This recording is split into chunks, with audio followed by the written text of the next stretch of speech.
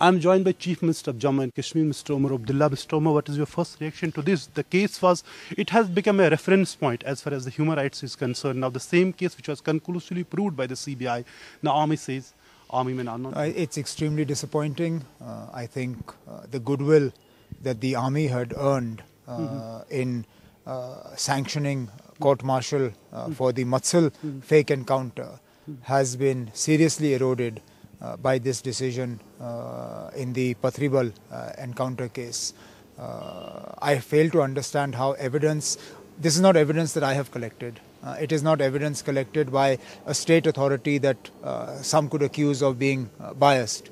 This was evidence collected by the CBI, which is a central, it's your premier sort of investigation agency. Now, if the CBI can find in this matter, how is it that this evidence is not sufficient for the Army?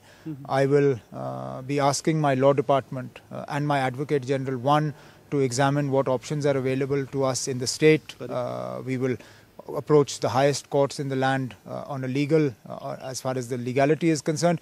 On the political administrative front, I will knock on all the doors, whether it be the Defence Minister or the Prime Minister, because this is too serious a matter to be allowed to be closed like this. Mr. Omar, as you rightly mentioned about the Machil fake encounter case where Army has now ordered a court-martial, people have already, doubts. They were cynical about the court-martial proceedings here. They are saying, how can court-martials give justice when the same Army that was defending this case for all these years, they are in fact ensured that Army men never stand trial all these years. Now the same case was handed over to the Army. Do you think there would be any justice so long Army is going to, investigate this? Well, I was far more optimistic about the possibility of justice before this decision was taken with regard to Pathribal. I am, I must confess, very disappointed. That having been said, I'd like to still give the Army the benefit of the doubt, because if they wanted to bury the Matsil fake encounter case, they could have treated it the way they've treated the Pathribal case. But Pathribal, they also ordered a court-martial. They also, start a court-martial. Well, let's see. It is not the court-martial findings that... I think what we need to do is to allow the Army court-martial to go ahead. There are other avenues available to us which we can explore if we need to. But I don't want to prejudice the Matsil fake encounter case. Let us see what results sort of derive from that court-martial, and then I'll frame a judgment. Politically, people were always talking about that if Army is going to give, justice to certain cases like Pathribal, which I said had become a reference point as far as human rights is rights violence are concerned. This decision by the Army, these findings by the Army, closing this case, despite the fact the CBI had proved it, they have filed a charge sheet in the court. What it means politically in Kashmir? Well, obviously, politically, it makes our jobs that much more difficult. We are, just the other day, in an interview to an international news channel, I had, in large parts, defended the role of the Indian Army. And I still believe that, by and large, the Army has done a good job. But I must confess that decisions like this don't make my job any easier. It is very difficult.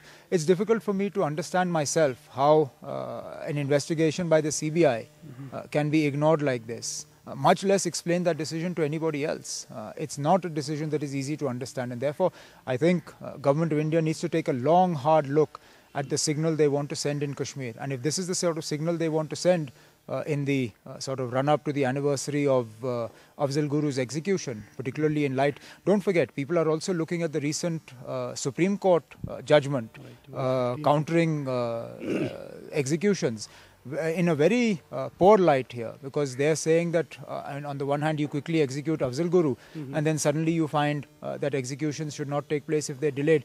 Time and again we are sort of reinforcing the stereotypes that it is impossible to get justice here, which is a very difficult or dangerous message to send out.